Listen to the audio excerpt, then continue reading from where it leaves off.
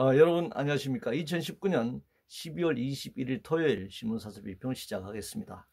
먼저 원전 관련된 사설입니다. 조선일보는 신한울 3, 4호 원전 건설 재개 과학계 원로들 충원 무시 말라. 매일경제신문은 최고기술 한국 탈원전은 21세기 미스터리다 라는 제목의 사설에서 전직 과학기술 담당 장차관과 과학자 등 원로들이 한 몫을 냈다 이렇게 주장했습니다.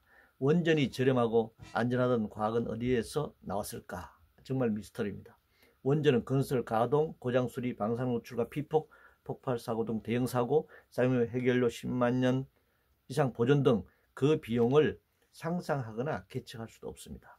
그런데 소위 과학물을 먹었다는 사람들은 석유나 석탄 또는 친환경 대체 에너지보다 안전하고 비용이 저렴하다고 원전을 찬양하고 있습니다. 이 정도면 과학이 아니고 미신입니다.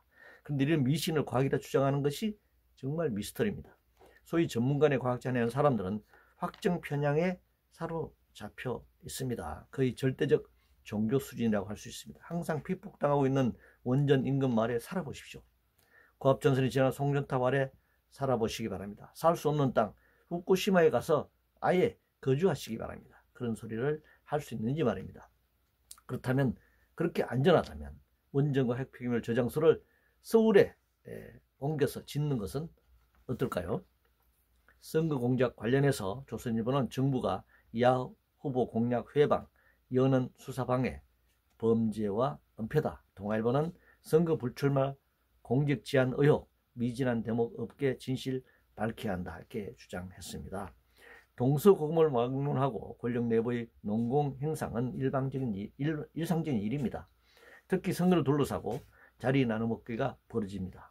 민족 절차를 거쳐 후보가 선출되는 것이 아니라 낙점한 인사, 즉 측근이 낙하산으로 결정되기도 합니다. 그 과정에서 실정법상 위반이 발생할 수도 있습니다. 어차피 정치 행위일 뿐입니다.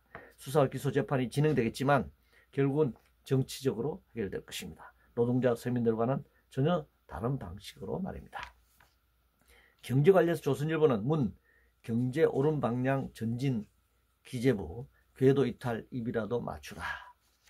정부라고 꼭 획일적인 말이나 표현만 하는 건 아니죠. 경우에 따라 다양한 표현을 사용할 수 있을 것입니다. 경제를 말할 때는 더더욱 그렇습니다. 실제 상황을 말할 때 정치적인 점을 고려할 때, 선거를 고려할 때 각각 표현이 달라질 것입니다. 그러나 그 표현들 대부분은 성장, 소득, 고용, 실업 등 거시 경제 지표일 뿐입니다.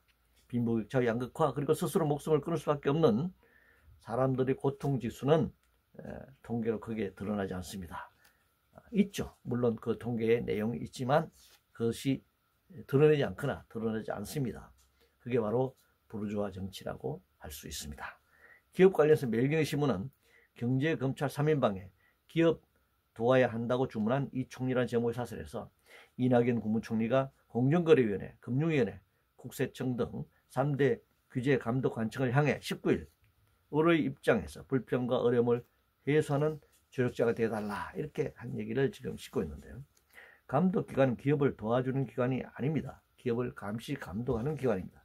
감독기관이 을의 입장이 되라는 것은 봐주라는 이야기로 들리는 것이죠.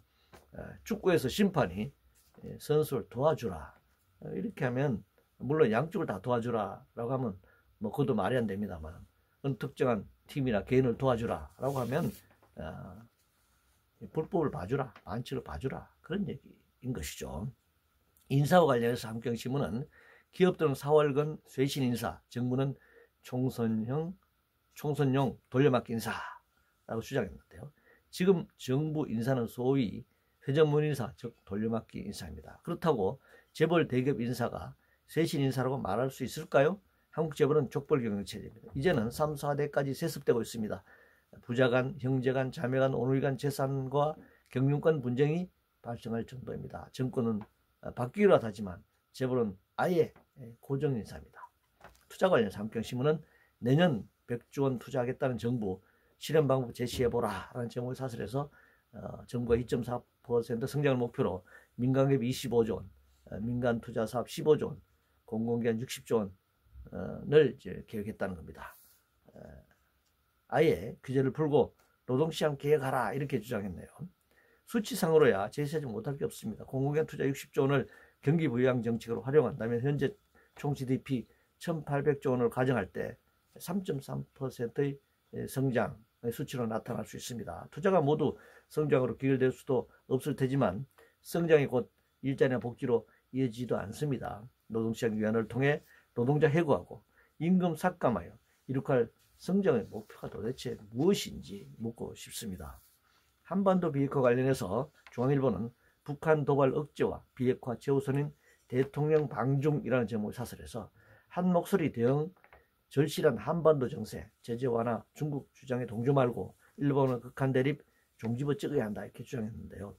북미 간 한반도 비핵화가 교착 상태에 빠지면서 북한과 미국의 군사적 대응에 대해 왜 북한의 군사적 행위만 도발이라고 규정되는지 묻고 싶네요.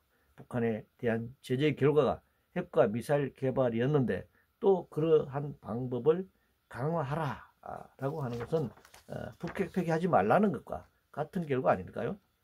선거법 관련해서 동아일보는 국민 아랑곳 않는 4+1 누더기 선거법이라면서 비판하고 있는데요.